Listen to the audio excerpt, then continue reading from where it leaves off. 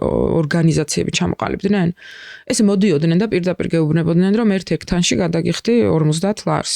რამდენსაც მომიყვან იმდენ ვაჭრობისგან ხარისგან განსხვავდება. ხო, აი რა ვიცი ხარ. მოიყვანე ექთნები და ამ ექთნებს შენ ფულს აიღებ და წავიყვან ამ ექთნებს.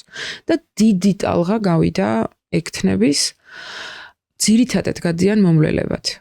ანუ წეღანაც ვაუბრობდით დისკვალიფიკაციას გადიან, მაგრამ ცხოვრების ხარისხს იუმჯობესებენ და აი არა ინტერესებს ახლა დისკვალიფიკაცია აქვს თუ არა აქვს. კომპეტენცია გაუფუჭდა თუ არა, ენატრებათ ის პერიოდი ძალიან იცით მოწამლა იცის აი ინტენსიურში როცა მუშაობ მე მჭირდა ეგ ან იარში როცა იწამლები ნუ აი ის დრაივი გჭირდება სულ ვერ ჩამოდიხარ და კარგახანი დამჭირდა რომ ამბულატორია აღმეკვა ხო მაგრამ ხანდახან ისეთი ასაკის ადამიანების მოულა უწევთ ხოლმე ამ წასულ ექთნებს იქ მე მგონი შეიძლება ეგ მუღამი მაგით დაგიქნა